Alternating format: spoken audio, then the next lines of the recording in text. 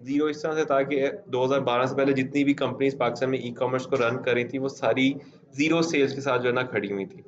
लेकिन 2013 के अंदर जो है फेसबुक एड्स जब प्रॉपर इंट्रोड्यूस हुई, जो कि जिसमें जियो टारगेटिंग आई, उसके बाद से पूरी दुनिया में तो खैर पहले ही चल रही थी ई-कॉमर्स, लेकिन पाकिस्तान में उसके बाद जाके ई-कॉमर्स ने थोड़ा-सा बूम पकड़ा और आहिस्ता-आहिस्ता डिफरेंट ब्रांड्स ने जो है ना मार्केट में काम स्टार्ट किया। हमारी इकोनॉमी में 2 सबसे बड़े इश्यूज़ थे और वो आज भी हैं। पहला सबसे बड़ा इश्यू ये है कि हमारे यहाँ पे लिटरेसी रेट बहुत ज़्यादा कम है। सेकंड इश्यू है कि लोग यहाँ पे डिस्ट्रस्ट करते हैं बहुत ज़्यादा, ठीक है? रीज़न इज़ इसके शायद आप लोगों के साथ भी हुआ, मेरे साथ तो खैर बड़ी दफ़ा हुआ है, आप ऑनलाइन कुछ ऑर्डर करते हो, ऑर्डर कुछ किया आता कुछ है और उसमें कुछ ऐसी एम्बिग्यूइटीज़ होती हैं जिसकी वज़ह से आप फँस जाते हो, उसमें बाउंड हो जाते हो। उस बाउंड्री की वज़ह से बहुत ज़्यादा एक जो आपकी ना रेगुलर बाइंग जो होती है वो टूट गई हुई है। तो आज इसी वजह से कहीं न कहीं लोगों के दिल में एक फ़ियर है कि ऑनलाइन खरीदते हुए कहीं हम फँस ना जाएँ। तो जब हम दराज़ को डिस्कस करेंगे तो उसमें वो फ़ियर्स जो हैं कहीं न कहीं डायरेक्टली या इनडायरेक्टली आपकी सारी जर्नी को जो है ना ख़राब कर रहे होते हैं। बट दराज़ में काफ़ी सारे लोग हैं जो कि अच्छा अर्न कर रहे हैं। हमारे पास तकरीबन कोई 8 प्लस केस स्टडीज़ हैं जिन बच्चों ने 1 लाख प्लस का रेवेन्यू विदिन कोर्स जनरेट किया हुआ है। दैट मीन्स कि दराज़ एक अच्छा पार्ट है अगर आप इसमें थोड़ा-सा अग्रेसिवली काम करें। एक फ़ायदा इसका ये है कि डिलीवरी, मेंटेनेंस, इन्वेंटरी सिस्टम सब कुछ दराज़ का बना-बनाया आपको मिलता है, आपको कुछ भी बनाने की ज़रूरत नहीं है। नुकसान भी ये है कि आप जिस कंपैरेटर से लड़ रहे हो उसके बाद भी सब कुछ है और सब कुछ सेम है। तो अगर इसके अंदर आपकी प्रोडक्ट हंटिंग अच्छी नहीं होती है, तो इसमें सर्वाइवल अब बहुत ज़्यादा मुश्किल हो चुका है, क्योंकि हर नीश के अंदर अब प्लेयर्स आ चुके हैं। एज़ पर अप्रैल्स कॉन्फ्रेंस, अप्रैल की कॉन्फ्रेंस में इन्होंने बताया था कि दराज़ के ऊपर 1.5 मिलियन सेलर्स मौजूद हैं, जो कि पूरे पाकिस्तान के अंदर डिफरेंट चीज़ें सेल करते हैं। और अगर बात की जाए कि 1 महीने में कितने यूज़र्स बाय करते हैं, तो वो है 10 मिलियन बायर्स, ठीक है? ये एक एवरेज उसकी रेशियो है। सेलर्स कंसिस्टेंट है, बायर हर महीने चेंज होता है, लेकिन 10 मिलियन बायर्स हैं जो कि दराज़ के ऊपर लॉगिन करते हैं।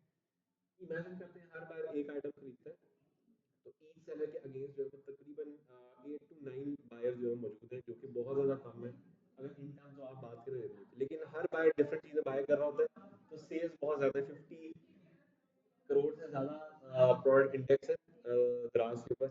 दैट मीन्स के सेल्स की जो रेशियो है वो काफ़ी ज़्यादा डिफरेंट होगी इस रेशियो, लेकिन ये वो रेशियो है जो कि दराज खुद एडमिट करता है with respect to login ratios के हिसाब से। चलो के स्टार्ट करते हैं। हम लोगों ने बिल्कुल फर्स्ट क्लास के अंदर, आपको याद होगा, तो हमने दराज की प्रोडक्ट हंटिंग के बारे में एक बेसिक चीज़ हमने पढ़ी थी जिसमें हमने सेल्स निकाली थी स्टॉक के रेफरेंस से।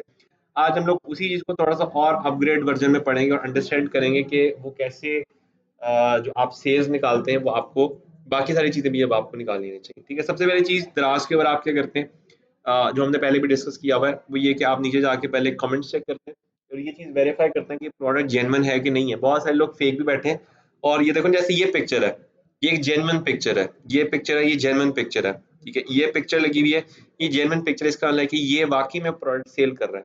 अगर आपको कोई ऐसे कमेंट नज़र आते हैं जिसमें पिक्चर्स नहीं है या पिक्चर्स इंटरनेट से उठाई गई हुई हैं, दैट मीन्स कि वो जो रिव्यूज़ हैं वो फेक है। उसके लिए उसने वीवीआरओ लिया है, हम टेक्निक पढ़ेंगे आगे चल के कि very very real orders actually वो होते हैं, वो कैसे बनाए जाते हैं। उसके बाद हमने कंट्रोल यू प्रेस किया, कंट्रोल यू प्रेस करके हमने क्या किया, कंट्रोल एफ प्रेस किया और हमने सर्च क्वेरी में लिखा एस टी ओ सी के स्टॉक। जैसे ही आपने स्टॉक लिखा तो आप डाउन एरो पे आते हैं तो एक पॉइंट आएगा जहाँ पे एक नंबर लिखा हुआ आ जाता है। इससे पहले भी एक जगह थी जहाँ पे आउट ऑफ स्टॉक लिखा, तो सारी जिंदगी आउट ऑफ स्टॉक ही होता है क्योंकि वो कोड है। यहाँ पे एक्चुअल स्टॉक मिलेगा, अगर ये जीरो होता है लेट्स सपोज, तो ये आउट ऑफ स्टॉक है, अगर यहाँ पे कोई नंबर है तो ये स्टॉक में। तो इस चीज़ के हिसाब से ये जो आइटम है इसकी 208 आइटम जो है यानी कि स्टॉक के अंदर पड़ी हुई है इस वक्त दराज के ऊपर, ठीक है? 208 स्टॉक इसका अवेलेबल है। ये आइटम दराज के ऊपर जो लगी हुई है, पब्लिश प्राइस जो है दैट इज सिंपल कर लेते हैं, इसको 650 कर लेते हैं हम लोग।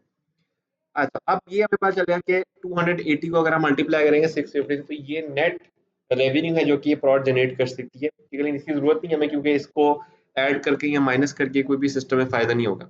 असल फायदा ये होगा कि हमने ये देखना है कि इस प्रोडक्ट की सोर्सिंग प्राइस क्या होनी चाहिए। अब उसके लिए सबसे पहले हमने एक चीज समझनी है कि दराज जो है वो आपसे एक कमीशन चार्ज करता है। वो कैसे पता चलेगा? सिंपली आपने लिखना है दराज यूनिवर्सिटी, ठीक है, कमीशन, ठीक है? डायरेक्ट आपको आर्टिकल मिल जाएगा जहाँ पे पूरे कमीशन के स्ट्रक्चर्स बने हुए हैं। हमने क्या करना है कि हमने यहाँ पे जाना है और यहाँ पे जाके इसकी कैटेगरी देख लेनी है। फॉर एग्जांपल ये जो कैटेगरी है ये मेन फैशन की एसेसरीज के अंदर है, तो मैं क्या करता हूँ, मैं इसको यहाँ से मेन को कॉपी कर लेता हूँ, यहाँ पे आता हूँ ठीक है, कंट्रोल F प्रेस किया और MEN मेन लिखा मैंने, और मैं यहाँ से नीचे जाता हूँ। ठीक है, ये मेन बैग्स आ गए। ठीक है, मेन के बाद हमें फैशन में जाना है। फैशन, अच्छा बल्कि हम यहाँ से डायरेक्ट चलते हैं। ठीक है, ये फैशन, ये मेन में आ गया। एक्सेसरीज, इसके ऊपर 16.5% जो है ये अप्रॉक्सीमेटली चार्ज कर रहा है एज ए कमीशन। यानी कि अगर मैं इसको एक सिंपल मल्टीप्लिकेशन कर दूं तो 650 रुपीज के अंदर से अगर मैं 16.5 का कमीशन निकालता हूं तो वो कैसे निकलेगा। ठीक है, कैलकुलेटर ओपन करते हैं। ठीक है, साथ साथ कैलकुलेट करते जाते हैं। 650 रुपीज की वो प्रोडक्ट थी, उसको मैंने मल्टीप्लाई कर दिया है 0.635 से, तो 107 रुपए तो समझ लें कि दराज इसमें से लेके जा रहा है। ठीक है, तो इसके अंदर से मैं क्या करता हूँ, डीसी यानी कि दराज commission, that will be 107 rupees, जो कि दराज में से लेके चला गया। दराज ये कहते हैं कि भाई क्योंकि आप ऑनलाइन बेच रहे हो तो ऑनलाइन के अंदर आपको एक टैक्स है, उसको कहते हैं बीएटी, जो कि गवर्नमेंट की तरफ से होता है, वो भी आपको पे करना है, दैट इज 5%। ठीक है, सो बीएटी हमने यहाँ पे लिखा 5% निकालना है। ठीक है, 650 का क्या बनता है, 50% कितना बनेगा इसका, 5%, 50 रुपीज, 55 रुपीज, चलो कर लेते हैं, 50 कर लेते हैं आसान के लिए। ठीक है, तो 50 रुपीज वीएटी है, और आपका जो डीसी मैंने कि दराज कमीशन चला गया वो इतना चला गया। फिर ये भाईजान कहते हैं कि भाई आपने जो भी आइटम पैक करनी है उसको दराज की पैकिंग में पैक करना है। अब उसके लिए हमें क्या करना पड़ेगा, यहाँ पे गूगल पे जाएंगे और जाके लिखेंगे दराज पैकिंग मटेरियल, एंटर। ठीक है, ये दराज का ऑफिशियल जो पेज है वो ओपन हो जाएगा। इसके लिए हमें सारा कुछ बताएगा कि दराज के कौन कौन से पैकिंग मटेरियल जो है वो अवेलेबल है। डेफिनेटली ये एक्सपेंसिव है क्योंकि कार्टन की शेप में हमें चाहिए फ्लायर्स की शेप में। फ्लायर्स में अगर आप देखते हो तो ये छोटा flyer, small flyer, this one large flyer. अगर आप इस फ्लायर में पैक करते हैं, ये फ्लायर 50 फ्लायर 600 मिल रहे हैं, अगर आप इसको डिवाइड करते हैं तो कितने का बनता है, 12 पीस का ही पड़ गया।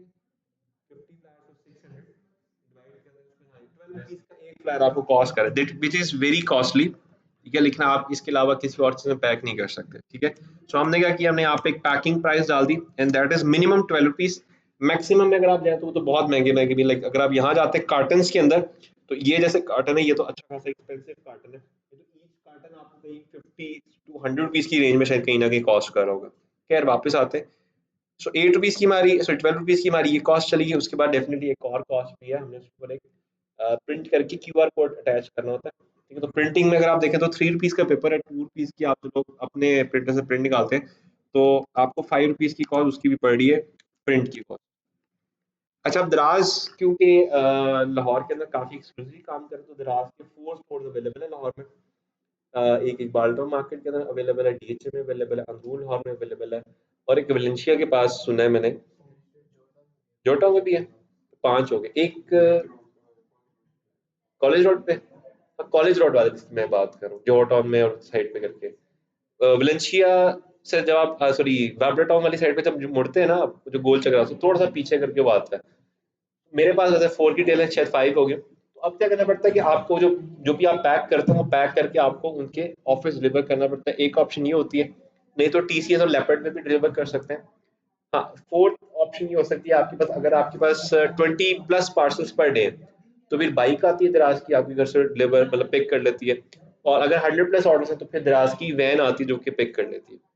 बट यूजुअली उसको हम छोड़ देते हैं कि वो आता है। अगर हमें खुद ड्रॉप ऑफ करना तो डेफिनेटली उसकी भी कॉस्ट है। लेट्स उसमें एक रैंडम कॉस्ट डालता हूँ। ठीक है, रैंडम कॉस्ट में डालता हूँ 20 रुपीज की, लेट्स सपोज। ठीक है, 20 रुपीज की कॉस्ट में आपके, अब तो इन सबको प्लस कर लेते हैं, जरा देखते हैं कि इसकी टोटल अमाउंट कितनी बनती है। अ, ठीक है, इसमें 107 plus 50 plus 12 rupees plus 5 plus 20 plus, ठीक है, राउंड ऑफ कर लेते हैं 200 रुपीज। ठीक है, सिंपली हमारी जो टोटल कॉस्ट निकली दैट इज 200 रुपीज। ठीक है, 200 में से अगर हम लोग माइनस करते हैं 650 को, सो वी गेट अराउंड 450। हमारे पास रिजल्ट बता है 450 का। अच्छा, अब एक मजे की चीज ये है, वजन आपने इतनी खपत भी की, ये भी निकाला, ये भी किया, सब कुछ आपने किया, ग्राफ अपलोड किया, ऐड भी चलाया, हमने सब कुछ डिजाइन वगैरह किया, आप कुछ ना कुछ तो कमा रहे हो ना उसमें से। तो लेट्स से अगर आपको 450 रुपीज की आपने इन्वेस्टमेंट, 450 रुपीज आपका बचते हैं दराज के खर्चे निकालने के बाद, तो कम से कम भी आप 100 रुपीज से बचा रहे हो ना बीच में से।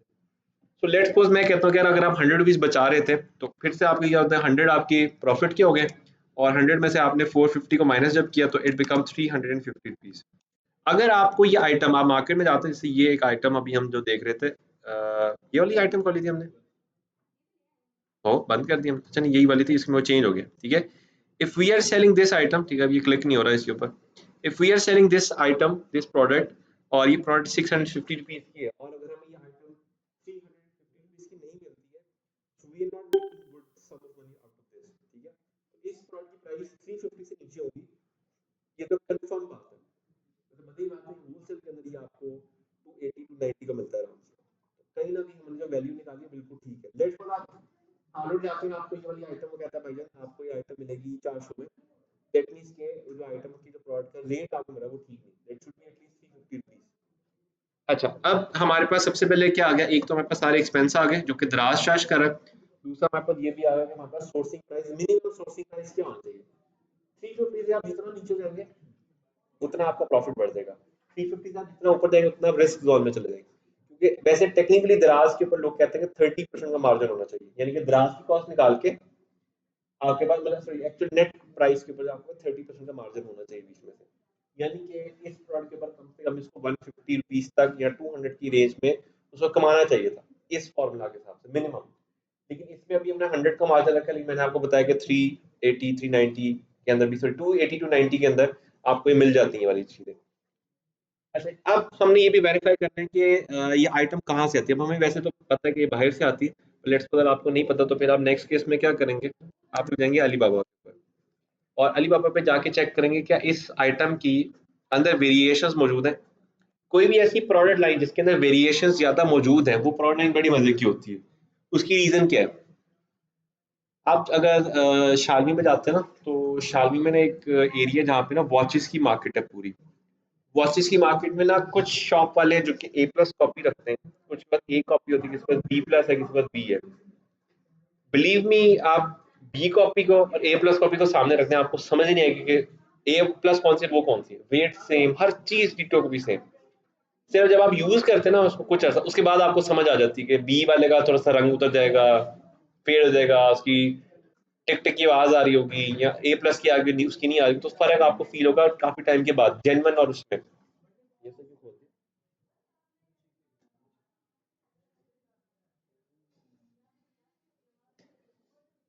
तो तुझे भूख लग रही है।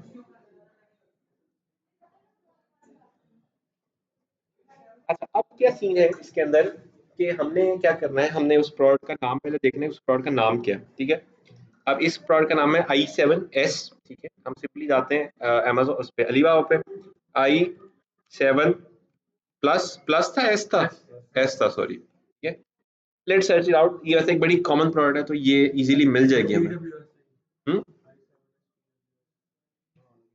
वैसे आ ही गई है कुछ ना कुछ, ठीक है। अच्छा, हम यहाँ से अब क्या करेंगे, हम एक एक करके जितनी भी आइटम उनकी वेरिएशन देखेंगे। हमने क्या करना है, हमने ना तो बहुत सस्ते में जाना है और ना ही अच्छी प्रोडक्ट में जाना है, हमने मिड रेंज में जाके चेक करना है कि उसके क्या रेट चल रहे हैं। लेट्स सपोज ये जो आइटम पड़ी हुई है इसके ऊपर अगर आप देखें तो वो 50 सेंट्स के अंदर भी दे रहा है, 50 cents equivalent to 125 rupees I guess current dollar के रेट हिसाब से। चलो 150 भी कर लेते हैं, 150 की अगर ये आइटम पड़ती है और 100 रुपीज की शिपमेंट पड़ जाती है और टैक्स पड़ जाता है, तो 250 में आइटम पाकिस्तान में आ सकती है। इसका मतलब अगर आप हार्डवेयर पे जाते हैं और आपको कोई बंदा 280 या 290 में प्रोडक्ट देता है, तो बिल्कुल जेन्युइन प्रोडक्ट दे सकता है आपको। लेकिन एक से नहीं आप देखना, आप चार पांच से देखो, ठीक है।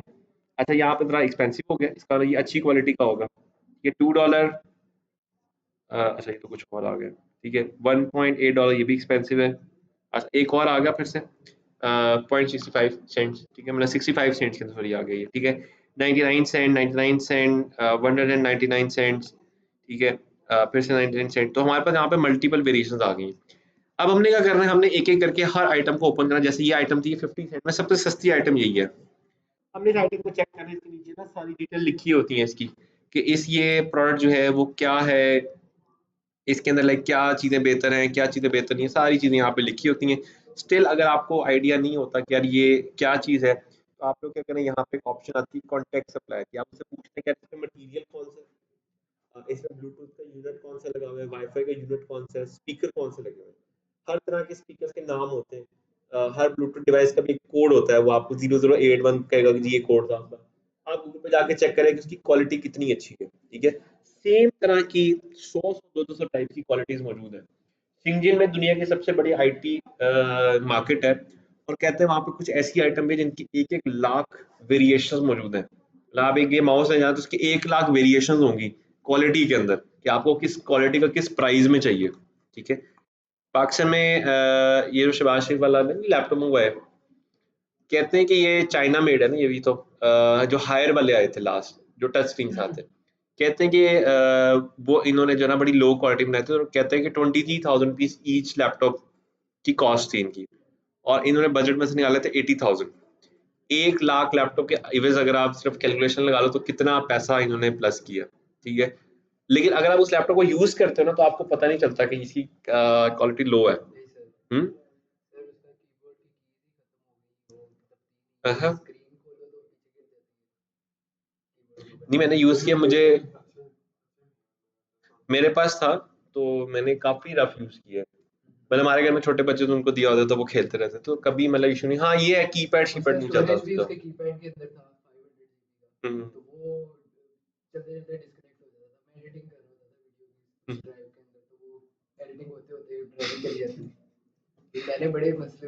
फिर आपके साथ जाती दुश्मनी थी उस वाले लैपटॉप की। मेरे लैपटॉप का रिव्यू अच्छा था, लेकिन असलियत क्या थी कि अंदर जो चीजें थी वो बड़ी लाइट थी, और जो एक्सटीरियर था वो बहुत अच्छा बनाया था उन्होंने। तो एक्सटीरियर से कोई बंदा नहीं बता सकता था कि ये एक लो क्वालिटी लैपटॉप है, ठीक है। जैसे आजकल लैपटॉप्स आते हैं ना, उनका एप्पल के लैपटॉप खास तौर पे उनका इंटीरियर भी अच्छा होता है। मतलब अंदर भी सिस्टम सारे अच्छे होते हैं, एक्सटीरियर तो खैर अच्छा ही होता है। उसका एक्सटीरियर अच्छा था, अंदर से कहते हैं कि वो खाली था लिटरली। काफी लोगों ने देखा कि अंदर से तो ये मेजर जो चिपसेट्स होती है ना, वो कहते हैं मेरे चिपसेट्स ही नहीं है इसके अंदर, वैसे हवा में वो डोलता हुआ चल रहा है आपका लैपटॉप। आप बाहर जाके लेने कॉल, चल बाहर जाके कॉल लेने।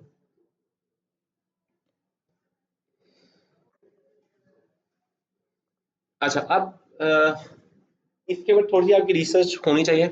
उसकी रीजन ये है कि अगर आप आइटम नहीं भी मंगवाते ना, तो एटलीस्ट आपको मार्केट का क्या कहते हैं मेल भाव पता होना चाहिए कि मार्केट में एक्चुअली चल क्या रहा है। So when you are going to a shop, तो आपसे जाके डिबेट कर सकते हैं यार इसके अंदर ब्लूटूथ का चिपसेट कौन सा है, या स्पीकर का चिपसेट कौन सा है, उसकी रेंज कितनी है, उसकी क्वालिटी कितनी है। तो ये चीजें एक्चुअली मैटर करती हैं, इसकी बेस पे प्राइस प्लस एंड माइनस हो रही होती है उसके अंदर से। चलो खैर वापस आते हैं, तो हमने सबसे पहले क्या करना है कि हमने यहाँ पे आके 10 से 12 आइटम्स निकाले, 10 से 12 आइटम्स को निकालने के बाद शेयर्ड, वही ओल्ड लिंक है, मैं लाइव भी लिंक है। नहीं, एक जो हमेशा जो लिंक चल रहा होता है वही है। अब क्या सीन है कि जब आप 10 से 12 प्रोडक्ट्स को हंट कर लेते हैं, सबसे पहले आप हंट करके खरीदना।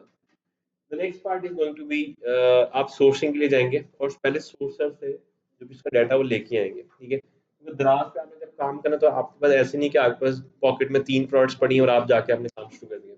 आपके पास एटलीस्ट दराज ही कहता है आपके पास 10 प्रोडक्ट्स होने चाहिए, और ईच प्रोडक्ट कम से कम आपको 10 यूनिट होना चाहिए।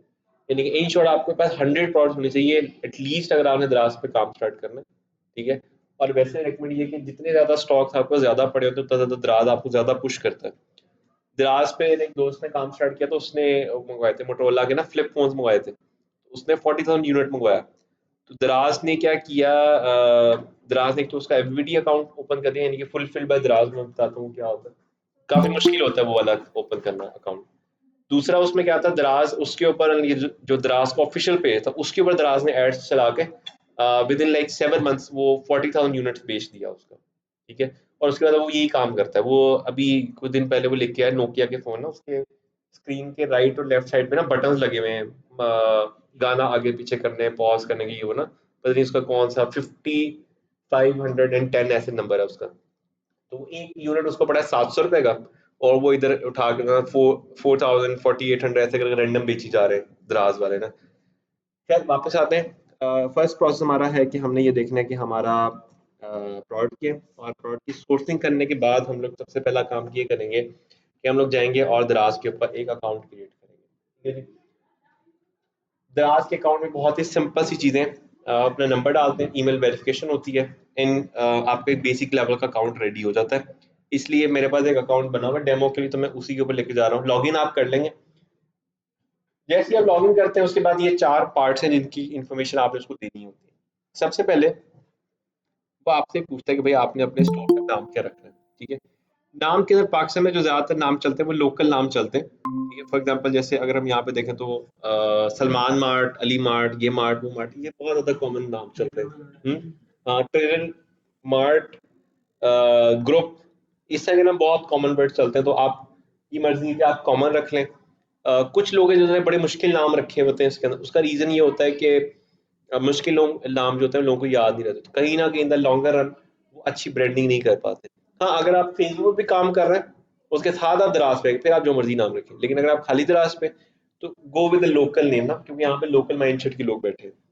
सेकंड चीज वो आपसे पूछता है कि आपका जो एड्रेस है कंपनी का वो क्या है, ठीक है। इसमें तीन ऑप्शन आपके पास ओपन होती है, एक तो आप एक ही एड्रेस हर जगह दे दें, या एक एड्रेस हर जगह का अलग एड्रेस दे दें। फॉर एग्जांपल मैंने क्या किया था, बिजनेस एड्रेस मैंने डाला हुआ था यहाँ का, पिकअप उसने करना था गोदाम से, और अगर रिफंड हो जाता है तो वो मेरे घर डिलीवर कर देते हैं, यानी कि हर चीज के लिए अलग था। ऑफिस किसी ने विजिट करा दिस वन, आइटम उठानी है तो गोदाम से, और अगर वापस होती तो रिटर्न होते घर में, क्योंकि जो रिटर्न हुई थी आइटम गोदाम में थी तो कभी मिलती नहीं थी, ठीक है। इधर आता नहीं है सामान, तो वो फिर घर आता था, घर रात में जाता था, वो तीन चार चीजें पड़ी उठा के देखने, ठीक है। ये आपको तीन एड्रेसेस की ऑप्शन है, वैसे रिकमेंडेड ये है अगर पॉसिबल तो तीनों को अलग अलग रखें, ठीक है। दराज समझते हैं कि एक अच्छी स्ट्रॉन्ग पार्टी बैठी है, वो दराज इसको मैन्युअली रिव्यू करता है। नेक्स्ट पार्ट के अंदर आपने अपनी एक सिंपल वेरिफिकेशन करानी, याद रखना है आपने कभी भी इसको एज ए बिजनेस या as a sole proprietor type के अंदर नहीं कराना रजिस्टर। रीजन क्या है, एक तो आप 5% बीएटी यहाँ पे दे रहे हैं, जो पैसे दराज आपके अकाउंट में भेजेगा, जब आप at the end of the year आप अभी वो रिटर्न भरेंगे 6 लाख के ऊपर आपने जितने पैसे में उसमें टैक्स भरेंगे आप, ठीक है। डबल डबल टैक्स है। But if you are going with individual part, तो उसके अंदर आपको टैक्स पड़ता है लेकिन बहुत मिनिमल होता है, और वो भी कितना होता है, लेकिन अगर आप 12 लाख रुपए साल का, then it is 1000 rupees. 12 lakh अगर आपके पास बैंक में है तो 1,000 is not a big deal. But इस केस में अगर आपके पास 12,000 आते 12 लाख आते हैं, तो it is around 20 to 25,000 rupees tax, ठीक है। वो तो खैर एक अलग जुगाड़ है कि वो लॉयर्स उसको भी जो है ना 1,000 रुपए 2,000 रुपए कर देते, लेकिन इतना इसमें पड़ता है। खैर इसके अंदर सीन ऐसी फ्रंट पिक्चर एंड सीन ऐसी बैक पिक्चर, ये आपकी इसमें ऐड होती है, ठीक है। उसके बाद अच्छा, इंटरनेशनल क्लाइंट लोगों के लिए जिसमें ऑप्शन अगर आपका पासपोर्ट बना हुआ है, तो आप इसके अंदर पासपोर्ट की पिक्चर्स भी ऐड करके वेरीफाई कर सकते हैं, ठीक है। नेक्स्ट पार्ट में बैंक की चेक की पिक्चर आपने इसमें ऐड करनी होती है, ठीक है। चेक का एक चीज देख लेना कि नीचे ना चेक का यहाँ पे या इधर करके ना वो लिखा होता है, आईबैन नंबर होता है, ठीक है, वो क्लियर नजर आना चाहिए। उसके बाद क्या है, मैन्युअली भी आपको एंट्री करवाते हैं। ब्रांच कोड शायद आपको ना मिले, तो ब्रांच कोड के लिए जिस बैंक से आपने ओपन किया हुआ अकाउंट, या तो फोन कर लें, या चेकबुक के स्टार्ट में भी ना, मेरी 3 4 चेकबुक के स्टार्ट में पेपर लगा होता है, उस पर भी लिखा होता है ब्रांच कोड, तो वो आपने कंफर्म करना है। एंड कंफर्म करके आप इसको क्या करेंगे, सबमिट करेंगे, नेक्स्ट पार्ट में चले जाएंगे जहाँ पे आपने फ्रॉड ऐड करनी है, ठीक है। स्टिल ऐड अभी आई थी, मैंने ऐड की थी फिर चली गई, मुबीन ऐड हो रहा।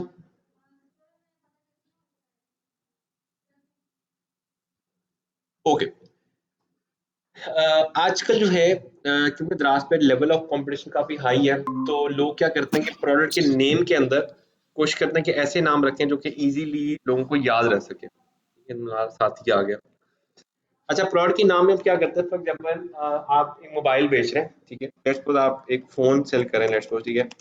फोन के अंदर आजकल सबसे ज्यादा देखने वाली चीजें क्या है, लोग सबसे पहले कहीं ना कहीं शायद उनका मकसद होता है कि यार कैमरा चेक करें, कैमरा कितना है, ठीक है। फिर उसका चेक करते हैं कि यार उसमें रैम कितनी है, रोम कितनी है, ठीक है, डिस्प्ले कौन सा लगा हुआ है, प्रोसेसर कौन सा लगा हुआ है, क्या गेम्स खेल सकते हैं कि नहीं, पबजी चलती कि नहीं चलती। ये 4 5 मेन की फैक्टर जो कि लोग देखते हैं। रिस्पेक्टिवली हर इंडस्ट्री में डिफरेंट है। फॉर एग्जांपल आईफोन में शायद लोग कैमरा नहीं सर्च करेंगे, तो लोग बैटरी हेल्थ दिख रहे होते हैं वहां पे, ठीक है। सैमसंग में शायद वो स्क्रीन का साइज देख रहे होंगे, बैटरी देख रहे होंगे, बैटरी कितनी बड़ी है। ओप्पो वीवो में शायद वो सिर्फ कैमरा ही देख रहे होंगे, यार कैमरा अच्छा है कि नहीं अच्छा, क्योंकि ओप्पो वीवो में और मतलब ऑप्शन तो सारी एंड्रॉइड में खैर सबकी सेम ही आती है। तो जो जो चीजें आपकी रिक्वायर्ड है उसमें आनी। फॉर एग्जांपल अगर आप पीछे देखें जो हमने अभी आइटम कुछ देर पहले क्लिक की थी, ये वाली हमने शायद आइटम, या ये शायद ये आइटम ली थी हमने, तो इसमें भी देखें तो उसने यही काम किया होगा। उसने i7s जो प्रोडक्ट का नाम है, उसने आगे सब कुछ लिख दिया है कि इसमें पावर बैंक, पोर्ट, ये नहीं जाने जो जो चीजें में सारा उसने लिख दिया है, ठीक है। इस तरह से आप जिस भी आइटम को ओपन करेंगे, हर आइटम के अंदर आप देखेंगे कि ये चीजें लिखी हुई होती हैं, ठीक है। तो सबसे पहले प्रोडक्ट का नाम आपका प्रॉपर आ जाएगा उसके अंदर, ठीक है। इसके बाद मैं यहाँ पे जाता हूँ और मैं यहाँ पे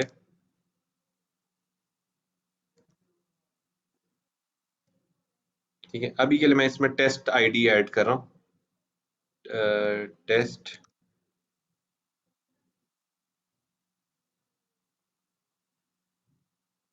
नहीं आएगा, चलो कोई नहीं, हम इसको यहीं से आ देते हैं। अच्छा, उसके बाद सेकंड पार्ट में हमने कैटेगरी फाइनल करनी। कैटेगरी के फौरन बाद वो आपसे पूछता है कि अगर आपकी कोई वीडियो अपलोड हुई है, वीडियो की लिंक सिर्फ 3 जगह से उठाता है, डेली मोशन से उठाता है, Vimeo से उठाता है और यूट्यूब से उठा लेता है। वीडियो लगी हो तो बहुत अच्छे, नहीं भी लगी हुई, आपने खुद भी नहीं लगाई हुई ना, तो किसी और ने लगाई तो उसका भी लिंक दे सकते हैं आप, कोई इशू नहीं उसमें। लो जी, नेक्स्ट पार्ट के अंदर आपने बताना है कि आपकी जो प्रोडक्ट है किस ब्रांड से रेफर करती है। फॉर एग्जांपल आप कहते हैं सर आपका जो आप फ़ोन बेच रहे हैं वो सैमसंग ने बनाया, ठीक है? लेकिन आप यहाँ पे सैमसंग नहीं लिख सकते। उसकी क्या रीज़न है? उसकी रीज़न है कि सैमसंग ने आपको ऑथराइज़ नहीं किया हुआ कि आप सैमसंग के बिहाफ़ पे चीज़ों को सेल कर सकें। आपने क्या किया, रैंडम एक बॉक्स या एक second hand phone, let's suppose अगर आप बेच रहे हैं, तो आपने परचेज़ किया और आपने सेल किया, आप ऑथराइज़्ड सेलर नहीं है। If you not a authorised seller, तो आप क्या कहेंगे, आप रिप्रेजेंट करेंगे नो ब्रांड को, ठीक है? But if you are representing a brand, तो उसके लिए प्रॉपर सर्टिफिकेशन आगे चल के आपसे रिक्वायर कर लेते हैं। मतलब अगर आपने इसको यहाँ पे सैमसंग डाला है, तो माइट भी शायद वो आने वाले दिनों में आपसे पूछेंगे, लाइक आप अपना ऑथराइज या एप्लीकेशन जो है वो आप शो करें कि आपका क्या सीन है। बिल्कुल स्टार्ट में नहीं मांगते, once you are getting sale या कोई कंप्लेन आ जाती है तो फिर वो वेरीफाई करते हैं। और अगर ये गलत हो तो इसके ऊपर जीरो टॉलरेंस है, ठीक है? मतलब अगर आपका वो नहीं है, आपने लिखा हुआ था, उधर ही टाटा बाय बाय ऑफिस, ठीक है? अच्छा, उसके बाद उसने, अब जाहिर सी बात है हमने जो कैटेगरी सेलेक्ट की है, मोबाइल सेलेक्ट की है, तो मोबाइल के हवाले से कुछ सवालात हैं जो कि यहाँ से पूछे गए। अगर आपने ऐसे कपड़े रखे होंगे तो कपड़ों के डिफरेंट होते हैं, आपने कुछ भी रखा होता है, हर चीज़ की डिफरेंट चीज़ें जा रही होती है बीच में। तो जी, उसके बाद आपका ये डिस्क्रिप्शन, शॉर्ट डिस्क्रिप्शन होती है एक तरह से ये। इसके अंदर आपका मेन कंसर्न ये होता है कि आपने सिर्फ उन चीज़ों के बारे में डिस्कशन करनी है जो लोग एक्चुअली सर्च कर रहे होते हैं। कुछ तो चीज़ें आपने डिस्क्रिप्शन में लिख दी, ऊपर नाम में लिख दी, बट इसके अंदर आपने वो चीज़ें लिखनी जो कि उसके अलावा लोग सर्च करते हैं। फॉर एग्जाम्पल मोबाइल फ़ोन में बहुत ही ज़्यादा हैंड हो जाए, तो लोग क्या चेक करते हैं कि स्क्रीन आईपीएस है कि नहीं है, एलईडी है कि नहीं है, स्क्रीन का साइज कितना है। बस इससे आगे तो लोग नहीं जाते ना। कभी आपने सर्च किया होगा कि मोबाइल की डायमेंशंस क्या है, 183 बाय 143 क्या है, इसकी रेजोल्यूशन, हाँ रेजोल्यूशन लोग सर्च करते हैं, वो लिख दें, ठीक है? इस पे गेमिंग हो सकती है कि नहीं हो सकती, प्रोसेसर कितने गीगाहर्ट्ज का प्रोसेसर है, कौन सा स्नैपड्रैगन है कि नहीं है भाई, ग्राफिक कार्ड है तो कौन सा है। कभी किसी बंदे ने नहीं चेक किया होना कि जी जीएसएम के अंदर 4300 रेडार आता है, 4400 का रेडार आता है कि नहीं आता, बिकॉज सबको पता ही होता है। वो चीज़ें जो कि लोग सर्च करते हैं वो आपके पास हाइलाइट्स में आ जाएंगे। कोशिश करें कि आप इसमें 12 टू 20 पॉइंट्स तक जो हम लाजमी इसमें ऐड करें। 12 से नीचे जब आप जाते हैं तो लोग को लगता है कि शायद इस प्लॉट की ज़्यादा इन्फॉर्मेशन थी ही नहीं आपके पास। नेक्स्ट पार्ट में आपके पास जो है लॉन्ग डिस्क्रिप्शन आती है। इसमें एक लॉरी की वाली आती है, उसको छोड़ के आपने इंग्लिश डिस्क्रिप्शन पे आ जाना है। डेफिनेटली इसमें आपकी प्रोडक्ट के डब्बे के पीछे या उस प्रोडक्ट के अंदर जितनी इन्फॉर्मेशन मौजूद है, जितने पॉइंट्स मौजूद है, वो सारे के सारे यहाँ पे आ जाएंगे। बट एक फॉर्मूला आपने, हाँ जी, जरूर, इसमें एक फॉर्मूला आपने याद रखना है। जैसे ही आपके पास 200 वर्ड्स कंप्लीट हो जाएंगे, आपकी एक इमेज होनी चाहिए, और अगर आपके 800 प्लस वर्ड्स हैं, ठीक है, तो फिर आपकी क्या होनी चाहिए, एक वीडियो लाजमी होनी चाहिए इसकी, ठीक है? ये कंटेंट राइटिंग के एक असूल है जिसके अंदर आप ऐसे भी जब आप पढ़ेंगे तो उसमें भी ये चीज़, आजकल लोग पढ़ते नहीं है, टू बी ऑनेस्ट। आप लोग को भी मैं इमेज दिखाऊंगा तो आप देख लोगे, वर्ड दिखाऊंगा आप नहीं पढ़ोगे। लेकिन अगर मैं आपको तोड़ तोड़ के वर्ड दिखाऊंगा ना, तो आप कहीं ना कहीं कीवर्ड्स पढ़ लोगे।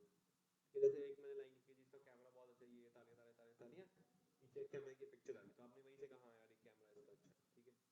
अगर आपको एक रेफरेंस के लिए मैं आपको एक लैंडिंग पेज दिखाता हूँ।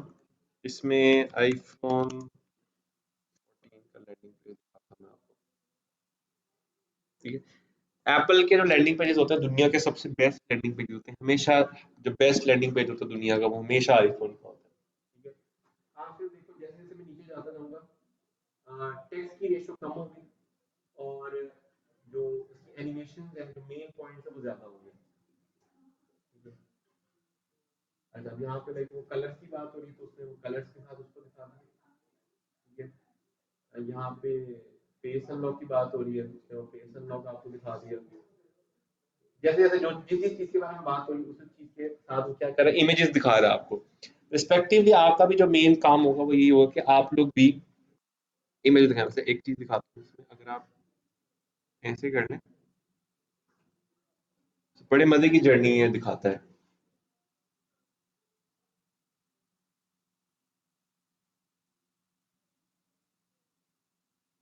ठीक है? तो वॉल नंबर, खैर इसको छोड़ देते हैं।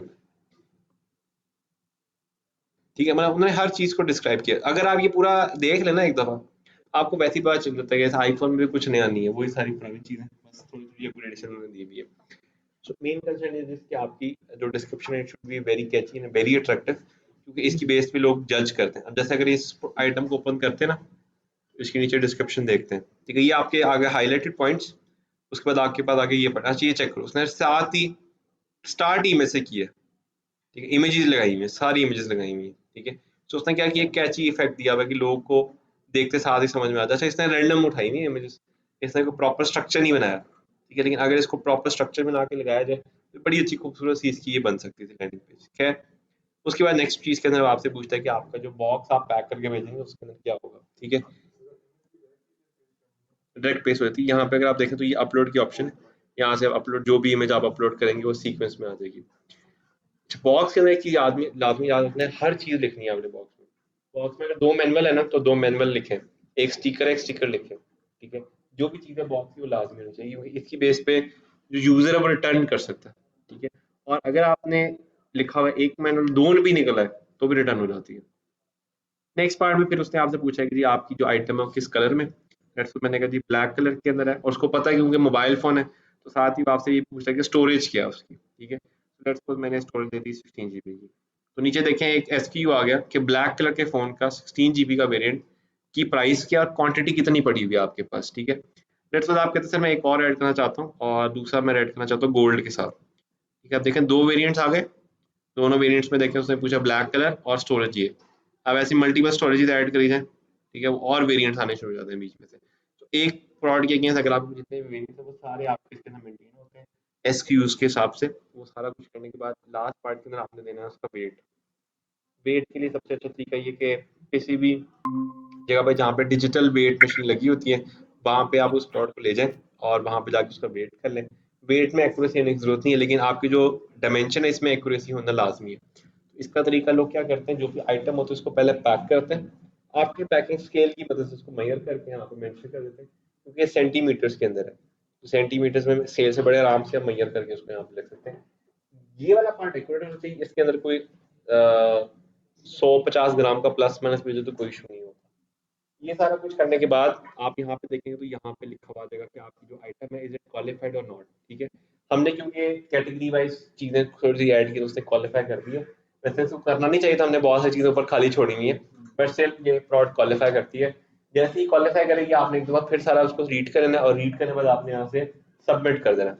मैं अभी के लिए इसको सेव ड्राफ्ट कर रहा हूँ, बिकॉज मैं नहीं चाहता कि ये खराब प्रोडक्ट रिव्यू के लिए चली जाए।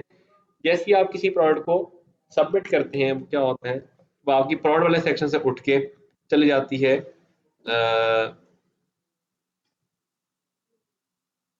हाँ इधर ही आती है, प्रोडक्ट के अंदर जाके आपकी मैनेज प्रोडक्ट के अंदर आ जाती है।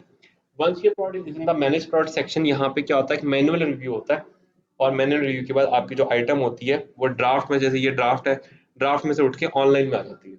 अगर वो रिजेक्ट हो जाती है तो इसके अंदर डिफरेंट ऑप्शन है, इनएक्टिव, सस्पेंड, डिलीट, उसके अंदर चली जाती है, और वहां पे वो आपको एरर भी ईमेल कर देते हैं कि आपकी इस प्रोडक्ट में एरर क्या है, ठीक है? ज्यादा जो प्रोडक्ट रिजेक्ट होती है उसकी रिजेक्शन की दो रीजन है। पहली चीज ये कि अगर वो सेम ब्रांड, ऑफिशियल ब्रांड द्रा से मौजूद है, तो वो आपकी प्रोडक्ट को डिस्क्वालीफाई कर देता है विदाउट सर्टिफिकेशन, पहला पॉइंट। दूसरा पॉइंट ये कि अगर आप जिस चीज में काम कर रहे हैं उसकी जो इन्फॉर्मेशन है वो आपने नेट से सारी कॉपी पेस्ट की है, तो भी वो आपको रिजेक्ट कर देता है कभी कभी, ठीक है? वैसे दराज का कोई लेना देना नहीं है गूगल के साथ, बट स्टिल कहीं ना कहीं एसईओ की टर्म्स की वजह से कॉपी पेस्टिंग करना इस पर ठीक नहीं है। तो आई गेस रीराइट करना इतना मुश्किल नहीं है। अगर एक लिखा हुआ है कि इस मोबाइल में इतनी सिम्स हैं, तो उसमें आप उसको रिवर्ट करके कोई ऑनलाइन डाल के वही वाला सारा पार्ट लिख सकते हैं बीच में से।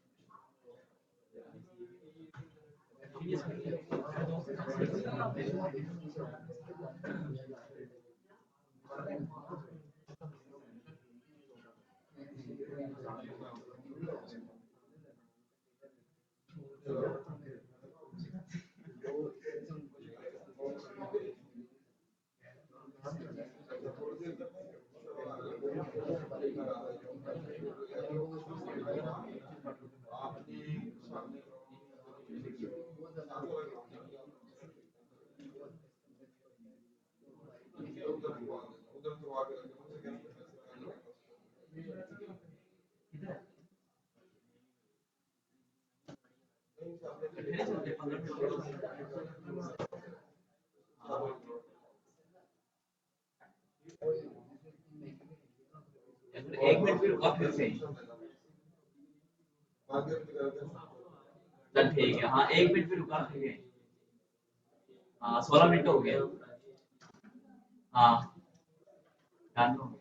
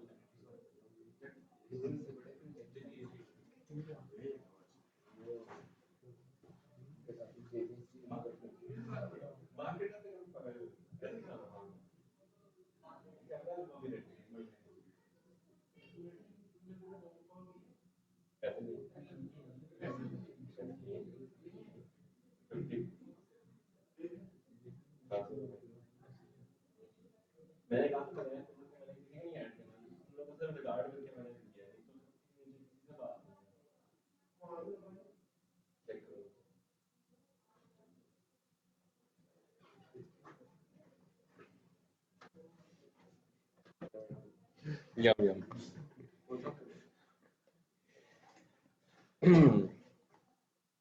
अच्छा जी, एक बार आपकी प्रोडक्ट ऑनलाइन आ गई, इसका मतलब कि आपकी अब प्रोडक्ट जो है ना वो दराज के पेज के ऊपर जाने के लिए लाइव रेडी हो चुकी हुई है। लेकिन अगर आप दराज पे ऐसे ही फेंक दोगे ना प्रोडक्ट को, तो उसकी कोई गेम नहीं है।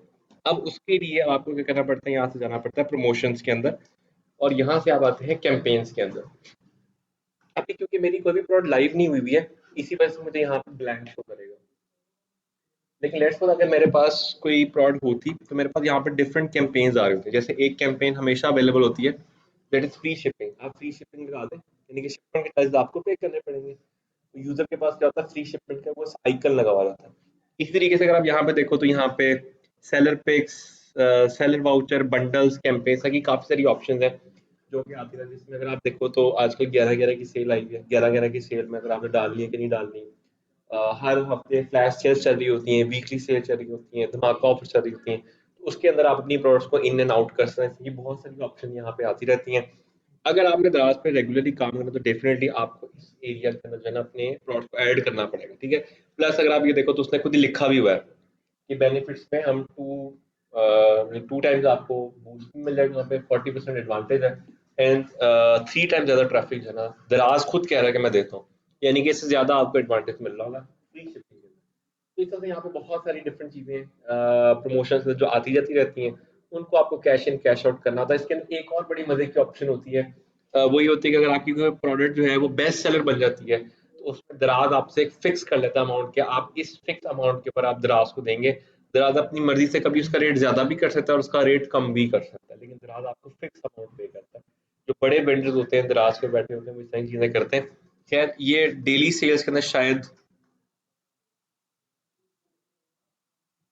नहीं आएगा, अभी हमारे अपने यहाँ पे कुछ भी नहीं आएगा क्योंकि हम एक्चुअली अभी बिल्कुल डेड है, ठीक है। अवेलेबल कैंपेन्स खाली हैं हमारे लिए अभी सारी। दो काम हमारे पास हो गए। तीसरा काम हमने क्या करना है, यहाँ से हम लोगों ने आना है और यहाँ पे एक ऑप्शन है अकाउंट हेल्थ की। आपके अकाउंट के अंदर जो भी चीज़ इन्फॉर्मेशन मिसिंग होती है, जो भी प्लस माइनस होता है, वो सारी की सारी चीज़ें यहाँ पे सीक्वेंस में आ रही होती है। अभी क्योंकि बिल्कुल न्यू है तो नहीं तो इसके नीचे से डब्बे डब्बे बन के आ जाते हैं, उसमें चीज़ें होती हैं। वो सारी की सारी चीज़ें एज इट इज आपने जो है ना वो कंप्लीट करनी होती है। कोशिश करें कि कोई भी कंप्लेन या कोई भी अपील आपकी पेंडिंग में ना हो, ठीक है। कोई भी आपकी कंप्लेन या अपील आपकी 7 डे से ज़्यादा पेंडिंग में रहता है तो कहते हैं कि आपका अकाउंट भी ब्लॉक कर सकता है दराज, या अकाउंट के ऊपर इफेक्ट आता है इस चीज़ का बहुत ज़्यादा। तो कोशिश करेंगे जब आप दराज पे काम करें तो डेली दिन में एक दफ़ा इसको ज़रूर खोल के चेक करेंगे भाई इसमें क्या चल रहा है। अच्छा, ठीक है। उसके बाद जैसे ही आपका एक दफ़ा काम मतलब आपका जो है प्रोड लाइव हो जाती है, प्रोड लाइव होने के बाद आपके पास जो है ना ये ऑर्डर्स के सेक्शन है, आपके पास ऑर्डर्स आने शुरू हो जाते हैं। और हर ऑर्डर जो भी आपको आता है उसके अंदर यहाँ पे एक एरिया होगा, यहाँ पे ऑप्शन आता है प्रिंट का। आपको क्लिक करते हैं वो प्रिंट खुलता है, वो प्रिंट को आपने करके उसके ऊपर पेस्ट करना है। उसके बाद उस पर क्यूआर कोड होता है, वो क्यूआर कोड जैसे ही आप आगे किसी भी जगह पे ड्रॉप करते हैं वो क्यूआर कोड स्कैन करते हैं और यहाँ पे आपके पास आ जाता है कि भाई आपका जो है वो मतलब आपने शिप कर दी है, वो सिटी से शिप हो गया, यूजर को मिल गया है, यूजर ने पेमेंट कर दी है, आपकी पेमेंट अब आ रही है। फिर उसके 14 डेज का वो चल रहा होता है, 14 या 15 डेज तक उसका मनी बैक गारंटी की पॉलिसी होती है इसके अंदर। तो मनी बैक पॉलिसी के बाद फिर वो पैसे आपके अकाउंट में ऐड हो जाते हैं, ठीक है। तो पहले यहाँ से ऑर्डर्स चल जाते हैं, उन ऑर्डर्स को आप कंप्लीट करते हैं और उसके बाद हम यहाँ से चले जाते हैं फाइनेंस के अंदर, ठीक है। जैसे ही आप फाइनेंस में जाते हैं तो वो शो करना शुरू हो जाता है कि आपने कितने ऑर्डर्स कर लिए हैं, कितने पैसे आपके आ गए हैं आपके अकाउंट में, कितने अभी पेंडिंग आने वाले और कितने आप और कर सकते हैं अभी। इसी के अंदर आपके पास एक ऑप्शन आ जाती है जिसके अंदर आप ये भी चीज़ चेक कर सकते हैं कि आपने किस आइटम पे कितने पैसे कमाए, कितना टैक्स दिया है, कितना वैट दिया है, वो सारा कुछ यहाँ पे भी खुल जाता है इसके अंदर से, ठीक है। तो सारी इन्फॉर्मेशन जितनी डिटेल है वो सारी यहाँ पे अवेलेबल होती है। ये सारा कुछ करने के बाद अगर आपने दराज में थोड़ा सा ज़्यादा जल्दी ग्रिप उठानी है तो आपके लिए एक बड़ी अच्छी ऑप्शन ये है कि आप लोग उसकी फेसबुक पे ऐड चला दें, ठीक है। फेसबुक की ऐड के अंदर क्या करना है आपने, ठीक है। वो मैं आपको दिखाता हूँ, ये रहा, ठीक है। फेसबुक की ऐड के अंदर आप लोग क्या कर रहे होंगे कि आप लोग एक वेबसाइट ट्रैफिक की एक ऐड चला देंगे फेसबुक के ऊपर, जिसमें आपकी जो ट्रैफिक होगी वो सारी की सारी राउट करेगी टुवर्ड्स दराज, ठीक है। और दराज के डायरेक्ट लैंडिंग पेज पे जाके वो राउट करेगी, वहां से आपको जो है ना वो अच्छी ट्रैफिक आनी स्टार्ट हो जाती है। पाकिस्तान में जितने भी बड़े दराज के सेलर्स हैं वो ज़्यादातर ट्रैफिक फेसबुक से ही लेके आते हैं। दैट मीन्स कि कहीं ना कहीं फेसबुक एड्स आपको यहाँ पे भी हेल्प आउट कर रही होंगी। लेकिन यहाँ पे जो अभी ये वाला काम है और जो पहले हमने किया था इसमें जमीन आसमान का फर्क है। पहले हमने क्या किया था, हम नो बडी थे, हमने एक सड़क के साइड के ऊपर रेडी लगाई, उस पर सामान रखा और हमने बेचना शुरू कर दिया। अब हमने क्या किया, हमने इम्पोरियम के अंदर वही वाली रेडी खोल ली है अभी भी छोटा सेटअप, लेकिन अब हम इम्पोरियम में चलेंगे। इम्पोरियम एक बड़ा नाम है तो उसके साथ की वजह से हम भी एक अच्छे नाम में आ जाते हैं, ठीक है। अदर देन दैट क्योंकि अब इम्पोरियम में चलेंगे उसका रेंट ज़्यादा होते हैं, यहाँ पर टैक्सेस बहुत ज़्यादा है। दराज 16% एक बड़ा मेजर शेयर प्रॉफिट का दराज लेके चला गया, फिर कुछ ना कुछ बीएटी में चला गया, इस तरह से काफ़ी चीज़ों में चले जाता है। बट इसका फ़ायदा है क्योंकि ये सिस्टमेटिक है तो इसमें कभी ये काम रुकता नहीं है। लो जी, एक दफ़ा जब आपने दराज पे काम स्टार्ट कर दिया और आपका दराज पे काम अच्छा चलना शुरू हो जाता है, तो जो सेकंड काम आप करते हैं वो क्या करते हैं? दराज FBD, हाँ जी, ये पहले जाके चेक करते हैं। दराज के ऊपर जो है ना एक ऑप्शन है कि आप क्या करें, जो आपके सामान पड़ा हुआ है वो अभी आपने घर में या गोदाम में रखा हुआ है, आप एक काम कर सकते हैं कि आप वो सारा सामान दराज को दे दें और दराज अपनी मर्जी से अपने गोदाम के अंदर उसकी सेल के हिसाब से उसको रख लेगा। उसमें नुकसान ये होता है कि दराज आपसे पर आइटम इतने पैसे पर क्यूबिक फीट फीट के हिसाब से डेज के अंदर से वो चार्ज कर रहा होता है। बट इसका फायदा क्या होता है? अब आपको कुछ भी नहीं करना, आपकी एड चल रही है, सेल आती है, दराज ने पैक करना है, दराज ने डिलीवर करना है, दराज ने पैसे लेने हैं, दराज ने आपके अकाउंट में डाल देने हैं, ठीक है। तो आपने क्या करना है, एक दफ़ा इन्वेस्टमेंट करनी है और जैसी आपकी एक दफ़ा इन्वेस्टमेंट होगी, आपने एक दफ़ा उसको सेट कर दिया, उसके बाद आपको कुछ भी करने की जरूरत नहीं है, ठीक है। एफपीडी अकाउंट्स बनाने बहुत मुश्किल है क्योंकि इसके लिए दराज कहता है कम से कम भी 2 से 3 करोड़ का सामान हो, क्योंकि ऐसे में दराज के गोदाम यूज होने हैं, दराज ने इतनी हेडिक लेनी है, तो दराज कहता है कम से कम बड़ा वेंडर होना चाहिए। दराज तो वैसे मेरे हिसाब से 16 या 17 गोदाम है पाकिस्तान में, ये जो है टाउनशिप के पास उनका गोदाम है, हमारे पास तो बहुत करीब है तो हम वहाँ पे खुद भी फिजिकली डिलीवर कर सकते हैं। लेकिन वैसे आजकल लोग क्या करते हैं, डायरेक्ट चाइना से मंगवा के डायरेक्ट दराज के उसमें स्टोर में फेंकते हैं, क्योंकि दराज उसको मैनेज भी करता है, टेम्परेचर भी देखता है, सिक्योरिटी भी दराज की जिम्मेदारी, सब कुछ दराज की जिम्मेदारी पे होता है, ठीक है। और आपकी जितनी आइटम्स होती हैं वो इंश्योर्ड होती हैं, इन केस ऑफ फायर या कोई भी कोई इशू होता है तो आपको आपके पैसे मिल जाते हैं। इसी वजह से अगर आप देखें तो जो गोदाम नहीं चलते ना उनको आग लगा दी जाती है, ताकि उनके पैसे इंश्योरेंस से क्लेम कर लिए जाए बाद में। ये एक बिजनेस टैक्टिक है। टीवी पे खैर दिखा के सिंपथी ले लेते हैं कि आग लग गई है, वो ये चीजें सारी होती हैं। एक्चुअली एक्चुअल ग्राउंड पे क्या होता है, जो आइटम फंस जाती है उसको जला देते हैं, एक्सीडेंटली उसको जला देते हैं और उसके जो पैसे होते हैं वो क्लेम कर लेते हैं इंश्योरेंस से। क्या एफपीडी अकाउंट के लिए आपको मैंने आपको बता दें कि आपके पास एक अच्छा रेवेन्यू होना चाहिए। रात का पहला मॉडल है कि आप इसके ऊपर खुद प्रोडक्ट लगा के काम शुरू कर दें। इसको अमेज़न की लैंग्वेज में प्राइवेट लेबल भी कहते हैं। इसके अंदर आप अपनी पूरी प्रोडक्ट को खुद लेके दें, पीएल शॉर्ट में, और प्राइवेट लेबल लॉन्ग टर्म के अंदर उसको लोग कहते हैं। सेम काम यही भी होता है बट इसके अंदर बहुत आसान है। अमेज़न के अंदर ये काम बड़ा मुश्किल है, क्योंकि अमेज़न में अगर आप इसको एयरपोर्ट बेच रहे हैं तो आपको पूछेगा कि भाई एयरपोर्ट के अंदर जो आपकी चिप डली हुई है, जो आप कह रहे हैं कि जिसमें ये चिप है, कि अब आपकी चिप है ये वाली, और अगर वो चिप नहीं है तो आप गए काम से, फाइन हो जाता है, $10,000 का, $20,000 का फाइन हो जाता है, ठीक है। मेरा क्लाइंट अब ये काम कर रहा था, हम एक हमारी पास आइटम है, मोस्ट बेस्ट सेलिंग आइटम हमारी ना, डेंट रिमूवर है वो इतना सा एक वो प्लास्टिक का है, वो ऐसे लगता है गाड़ी के साथ, वो सोल्यूशन लगा के ऐसे ऐसे करे तो वो डेंट निकाल देता है आपका। उसके ना अंदर उसका लिक्विड चेंज किया था कुछ अर्सा पहले इन्होंने ना, तो उस लिक्विड से क्या हुआ, किसी ने कंप्लेन किया कि उसमें लिक्विड इतना एडिसिव था कि उसने पेंट भी खराब किया, उसने पेंट भी खा दी, उसने खींच के बाहर निकाल दिया। तो एक सिंगल कैबिनेट में $10,000 का हमें लॉस हुआ और $10,000 का फाइन हुआ उसके ऊपर। अच्छा एक सवाल है आपको, तो ये वाली आइटम हमने पाकिस्तान में बेची थी, पाकिस्तान में नहीं बिकी है, वहां पे हम लोगों ने स्टार्ट की थी $50 से, और आजकल लाइक 45-43 डॉलर में बेच रहे हैं, अन्य वहां बेच रहे हैं, ठीक है। 40 से 50,000 डॉलर की सेल पर मंथ एवरेज है उस प्रोडक्ट की। पाकिस्तान में क्यों नहीं चलती प्रोडक्ट? पाकिस्तान में एड्स लाई, पता नहीं मैं किसी को मैंने ना कन्विंस करा था कि यार तुम कर लो ना, उससे मुझे एक नया ही टोटका, उसने कहा जी आप गर्म पानी डालें किसी मुक्का निकल आता है, ठीक है। एक ये टोटका चलाते हैं पाकिस्तान में। फिर जिनको जो थोड़े से जरा एडवांस होते हैं, उन्होंने घर में ना वो रखा होता है, सिलिकॉन का रॉड रखा होता है, उसको ऐसे लाइटर ला के चलाते हैं, लगाते हैं, ऐसे करके खींचते हैं, वो निकल आता है। मैंने कहा अंग्रेजों को ना बता देना कि वाली चीजें हमारी जो प्रोडक्ट बिक रही है वो बंद हो जाएगी। इस तरह की प्रोडक्ट्स बाहर बहुत चलती हैं, ठीक है। एक डेंट रिमूवर हमारा बड़ा चलता था, इससे पहले एक और प्रोडक्ट हमने इन्होंने लॉन्च की थी, उस पर कॉपीराइट का क्लेम आ गया था, वो किसी की इन्होंने कॉपी की हुई थी। उस पे क्या होता है, जो गाड़ी की पीछे वाली सीट्स नहीं होती हैं, उसके ऊपर वो एयर बैग्स होता है, उसको रखते हैं, बटन दबाते हैं, वो फूल के ना पूरा बेड बन जाता है, और वो बटन दबाते हैं दोबारा श्रिंक भी होता है, और वो अंदर ही उसके ना, और मशीन के अंदर ही सब कुछ चला जाता है उसका, इस तरह से सिस्टम था। तो पता नहीं इन्होंने किसी कंपनी से खरीदा था, उस कंपनी ने इनको कॉपीराइट दी नहीं हुए थे, इन्होंने एम ई एन में बेचनी शुरू कर दी, बेचते बेचते कहीं उनको पड़ा और उड़ गई, ठीक है। अब ये आइटम पाकिस्तान में नहीं कोई खरीदता, ठीक है। ये आइटम एक दफा मैंने लाइफ में जो है ना, इनसे मैंने कहा था मुझे टेस्टिंग के लिए दो, पाक में वो मैंने उसको किया, वो बच्चे बुच्चे बैठे थे कहीं, बिल्कुल गुस्सा यार, वो उधर ही खत्म हो गया, ठीक है।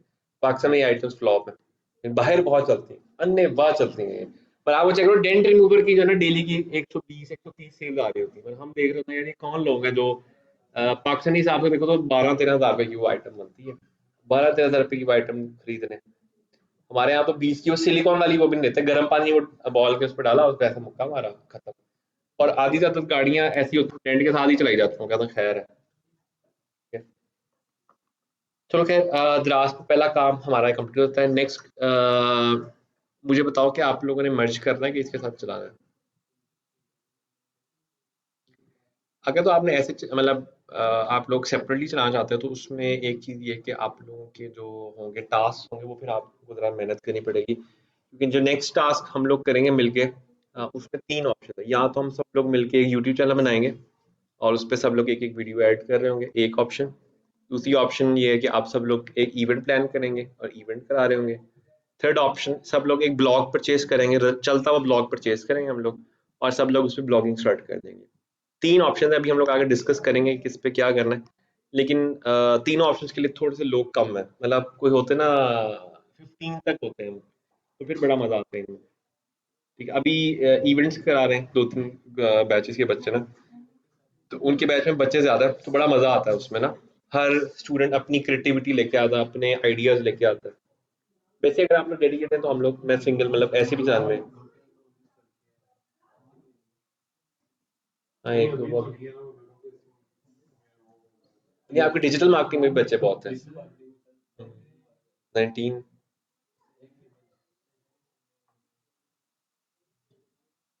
अब ये ना कि 4 बंदे शिफ्ट हो जाए और बाकी 5 पीछे बैठे हों, उनके सामने खेल रहा हूँ कि भाई क्या करना है। आप लोग डिस्कस करो, मैंने आपको तीनों प्रोजेक्ट्स बता दिए हैं जो कि हमने आगे करने हैं। अगर तो आपको लगता है कि आप लोग इंडिविजुअली, मतलब आप कितने बंदे, 10 लोग हैं अभी हम लोग बैठे हैं, अगर तो 10 लोग आप लोग ये चीज़ें करने में एग्रीड है तो ठीक है, क्योंकि इसमें ना इन्वेस्टमेंट होगी। Like if you are going for a blog, तो वो ब्लॉग आपको मिलेगा लाइक 30,000 का। सो अगर आप 10 लोग हैं तो ईच पर्सन हैव टू पे 3,000, वो सारे लोग मिलके ब्लॉग खरीदेंगे, फिर सारे लोग उसको मिलके चला रहे होंगे। रिस्पेक्टिवली आप इवेंट स्टार्ट करते हैं, इवेंट में भी कॉस्ट लगती है, पर इवेंट में तो वापस हो जाते हैं।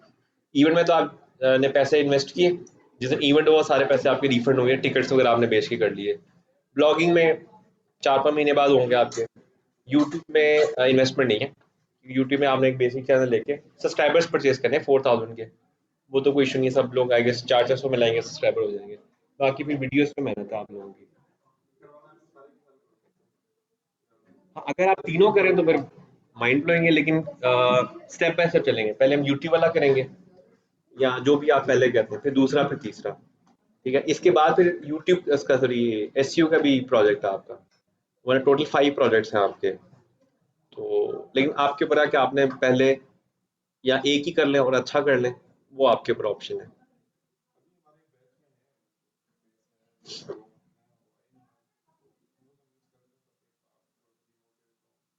नहीं, मैं ड्रिवन नहीं, आप हो जाएंगे, क्योंकि जब मैंने आप पे डाला ना टास्क, अभी आप लोगों ने जो काम किया ना पीछे, वो आप लोगों ने सिंगल सिंगल आपने टेस्टिंग की है ऐड चला के।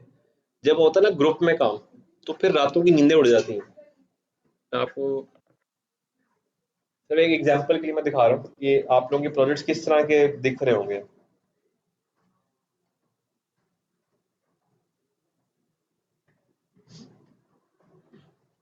ये बच्चे मुझे ना इवेंट का आया है ना, ये उनके डिस्कशन चल रही है, हर रोज रात में बैठ के डिस्कशन जूम कॉल हो रही होती है डेली।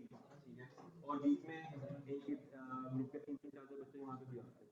अभी भी आपके आने से पहले भी आधा घंटा पहले एक बच्चा यहाँ पे था, एक काम था वो करवा रहा था यहाँ पे बैठ के।